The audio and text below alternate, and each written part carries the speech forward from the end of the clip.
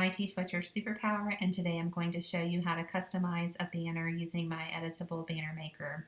I've got my shape selected, but it's looking pretty boring right now. So the first thing I'll want to do is pull in the colors that I'd like to use. I'm going to pull in this chevron divider from my School Bright set. I just want something on there to pull the colors that I want to use. So I'll start with the pennant background. I'm going to right click on the shape, format shape. I'm going to click on, make sure I'm on fill and select more colors. This will give me this eyedropper tool, and I'll select the blue background. Okay, okay. The next thing I'll do is select this circle. Make sure I get the circle, right click, format shape. Again, I'm still on fill. I'm going to click on this and select more colors again and use the eyedropper to select the yellow.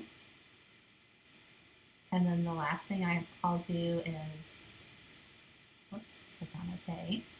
And then I can select the font, the letter. The font I'm using is KG Life is Messy. You can use any font that's on your computer. That's kind of a fun one. I'll use the drop down for the font color. Again, more colors. Use the eyedropper. I'll use the spring. So it's already looking a lot better. If you want, instead of colors, you can use digital papers for your background. So I'll delete this now. To do that, you can, again, select the shape, right-click Format Shape. This time, instead of a solid color fill, I'm going to select Picture or Texture. Choose Picture. I'm going to go to wherever you have your paper stored. Select the image. Now, if you'll notice, this is not kept the proportion of the image. My paper is a 12 by 12, and it's been scrunched down into this shape, but I can change that if I have the shape selected. I can select Format Picture, use the Crop drop down, and select Crop to Fill. So now we see the entire shape. If it had not fallen evenly, which would have driven me crazy, I could have moved the shape around, or the background around. I could resize this if I wanted the pattern to be larger. If you hold down Shift while you resize it, it will keep the proportions even, and then you could move it around until you were happy with it. And then click outside the shape, and there you go. I could do this. I could put a pattern in on the circle. If you wanted to do that, I would just do the same thing. I would right-click, Format Shape, Picture, choose Picture.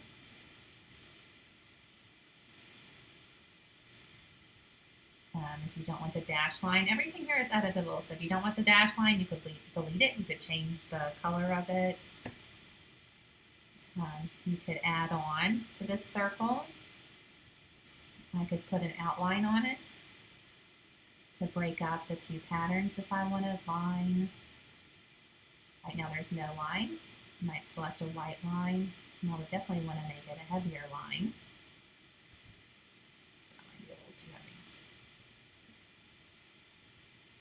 So really you have a ton of options. You could have a white letter and a colored background. You could really do whatever you wanted. You could make it a lot simpler. You could start deleting things. Maybe you just want a plain black background like we started with. So I could have a plain black background. I could get rid of this and this. I could make this a white letter. I could use a simpler font.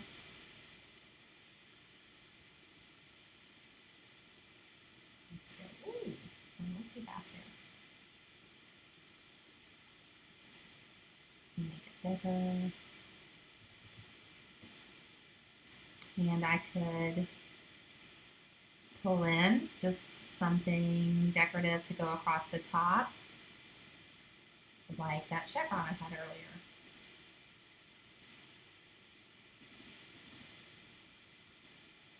Pull that in. You can see it's too big, So I'll resize that.